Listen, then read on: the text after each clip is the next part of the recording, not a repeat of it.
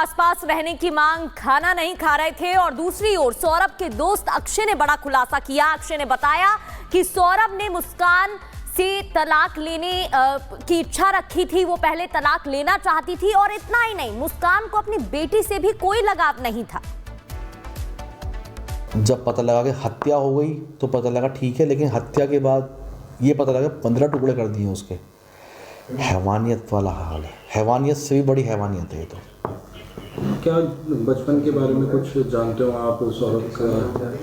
मुस्कान के बारे में कुछ कहना चाहें? नहीं, मुस्कान से उसकी मुलाकात बहुत पुरानी नहीं थी। मुस्कान से उसकी मुलाकात जो है, जिस वक्त उसकी शादी हुई है 2016 में, 1 साल पहले ही मुलाकात हुई थी। तो 1 साल ही उनका अफेयर चला। सौरभ ने फिर शादी कर ली। मुस्कान चूँकि बहुत सुंदर थी तो सौरभ उसको बहुत पसंद करता था, उसको बहुत प्यार करता था। मुस्कान सौरभ के पैसे के पीछे थी डे वन से ही, क्योंकि सौरभ अपने घर से फाइनेंशियली बहुत अच्छा था। शुरू से हम देखते थे बढ़िया बाइक, बढ़िया पैसा खर्च करना, पार्टी जोन वाला बंदा था, मौज मस्ती, ये सब था सौरभ का।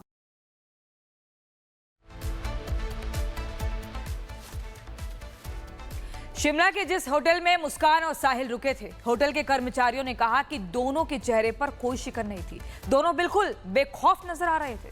देखिए, मुस्कान रस्तोगी और साहिल शुक्ला सौरभ की हत्या के बाद सीधे राजधानी शिमला पहुंचते हैं। इस वक्त रिपब्लिक भारत की जो टीम है वो राजधानी शिमला के उसी निजी होटल में मौजूद है और आपको दिखाते हैं कि वो 5 तारीख को सुबह 8:33 पर इसी होटल में पहुंचते हैं और कमरा नंबर 407 में रुकते हैं। फिलहाल ये रजिस्टर की एंट्री आप देख सकते हैं कि 5 तारीख को 8:33 पर वो इसी होटल में पहुंचते हैं। बाकायदा नाम लिखा गया है साहिल शुक्ला, सन ऑफ नीरज शुक्ला। वहीं पर मुस्कान रस्तोगी का भी इसमें बाकायदा नाम लिखा गया है। वहीं पर जो एड्रेस है वो तमाम तरह से एड्रेस है वो लिखा गया है। साहिल ने अपने दस्तखत हैं वो किए हैं, उसके साथ साथ अपना जो मोबाइल नंबर है वो भी इस रजिस्टर में एंट्री किए हैं। उसके साथ साथ आप देख सकते हैं कि 2 दिन वो इसी होटल में रुकते हैं और जो राजधानी शिमला में घूमते भी है। किसी तरह का कोई पछतावा नहीं। और 7 तारीख को करीबन दोपहर के समय वो यहाँ से कसौल की तरफ निकल जाते हैं। फिलहाल आपको बता दें कि जब वो कसौल की तरफ निकलते हैं तो हीरानगर में पेट्रोल भी भराते हैं। लगभग 2,820 रुपए का जो पेट्रोल है वो भराया जाता है। तमाम तरह की जो एंट्री है वो इस निजी होटल में, इस रजिस्टर में की है। कमरा नंबर 407 में वो दोनों रुकते हैं, यानी किसी तरह की कोई शिकन नहीं। और जितनी बेरहमी से उन्होंने सौरभ राजपूत की हत्या की, उसके बाद किसी चीज का पछतावा नहीं। फिलहाल जो जांच का दायरा है वो अब मेरठ से होकर राजधानी शिमला और कसौल तक पहुंच गया है। पुलिस लगातार इस पूरे घटना की, इस पूरी हत्या की जांच कर रही है, साक्ष्यों को जुटाया जा रहा है। लेकिन रिपब्लिक भारत की जो टीम है इस वक्त उसी होटल के अंदर मौजूद है जहां पर 5 तारीख को 8:33 पर वो दोनों पहुंचते हैं। बाकायदा यहाँ पर एंट्री है वो की जाती है, जिसके बाद 2 दिन वो इसी होटल में रुकते हैं और 7 को दोपहर के करीब है यहाँ से कसौल की तरफ निकलते हैं। पुलिस सारी कड़ियों को जोड़ रही है और लगातार जो मामले की जो जांच है इस वक्त की जा रही है। वहीं मेरठ हत्याकांड में पीड़ित सौरभ की मां ने बयान दिया है। मुस्कान सौरभ को पसंद नहीं करती थी, ये सौरभ की मां ने कहा। सौरभ से झगड़ा आए दिन किया करती थी। इतना ही नहीं, मर्डर के बाद भी मुस्कान ने कुछ भी नहीं बताया था। भैया वो तो जब से घर में आई थी, जब से हमारे तो सभी परेशान थे उससे, तो सभी परेशान थे उससे। मोहल्ले वाले क्या, सब क्या, सभी पूछते, सभी परेशान थे उससे। हमारा क्या, हम तो थे अंदर। वो तो गली मोहल्ले में भी खड़ी हो के इतनी गंदी गंदी गाली देती थी कि पूछो मत। बेटा हम क्यों क्या करते, क्या नहीं करते। हमने कहा जरा शांति रहे, घर में बनी रहे। हमने ऊपर कमरा भी दे दिया रहने के लिए, सब कुछ कर दिया। और क्या करते, क्या करते उसके साथ? खाना हम बनाते, कपड़े हम धोते, सब काम हम करते उसका। जब भी उसको रहना नहीं आ रहा था, जब भी रहना नहीं आ रहा था, लड़ के मैं तो अलग रहूंगी। मैंने कहा भैया तू भी जा, इसे भी ले जा। क्या करते इस चीज को? हमने कहा भैया तू भी जाके शांति से रह, हम भी शांति से रह। साहिल उसकी जिंदगी में आ चुका था जब वो अलग रहने की बात कर रही? नहीं, हमारे से कोई वास्ता नहीं था। साहिल आ रहा कि कितने साहिल आ रहे हैं और कितने जा रहे हैं हमें कुछ पता नहीं। तो साहिल ने उसका खाली हमारा लड़का घर पे आता था जाता था, बस हमें इतना पता। बस साहिल ने किस तरीके से उसका दिमाग जो है बदला? हमें इस विषय में पता ही नहीं है। किसी ने कोई किसी का दिमाग बदलता नहीं आजकल के टाइम में।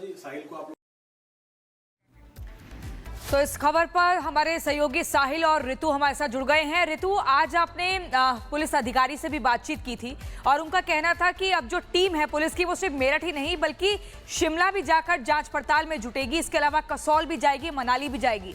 किस तरीके से जांच की जो पूरा एक पैमाना है वो आगे बढ़ रहा है?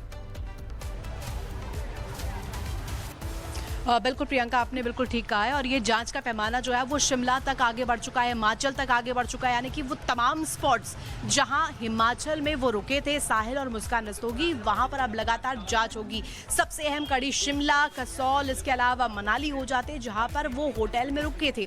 इसके साथ साथ उन तमाम क्लब्स को भी खंगाला जाएगा, छाना जाएगा जहां पर वो पार्टी किए करते थे और उसके अलावा होली वाले दिन वो कहाँ मौजूद थे वो भी जाँच का विषय है। इसके अलावा आपको बता दें जिस तरीके से एसपी सिटी की तरफ से जानकारी दी गई, आयुष विक्रम सिंह की तरफ से कहा गया कि एविडेंस बेस्ड इन्वेस्टिगेशन की जा रही है। यानी कि जो सबूत है उनके आधार पर ही जांच की जा रही है, सबूतों के आधार पर ही आगे जो इन्वेस्टिगेशन है उसे बढ़ाई जा रही है। खास तौर पर आपको बता दें इस वक्त मैं मौजूद हूँ साहिल के ही घर पर। आपको नजर आएगा यहाँ पर एक बड़ा सा जो ताला है वो जड़ा हुआ नजर आ रहा है। ताला इस वक्त आपको दिखाई देगा। इसके साथ साथ आपको बता दें पूरा जो इलाका है, पूरा जो ये घर है, इसे अब पुलिस ने अपने कब्जे में रखा हुआ है। साथ ही साथ ये बताया जा रहा है कि एविडेंस के साथ कोई छेड़छाड़ ना हो, इस लिहाज से यहाँ पर कदम उठाए गए हैं। इस तरफ मैं चाहूँगी आप ज़रा तस्वीर दिखाइए। पूरा घर जो है अब पूरी तरीके से पैक कर दिया गया है, बंद कर दिया गया है। ये आपको नज़र आ रहा होगा, ये साहिल का घर है। साहिल के घर में इस वक्त पूरी तरीके से मुस्तैदी पुलिस प्रशासन की तरफ से बरती जा रही है क्योंकि लगातार जो यहाँ से सबूत, यहाँ से जो प्रमाण है वो मिल रहे हैं। दीवारों पर जो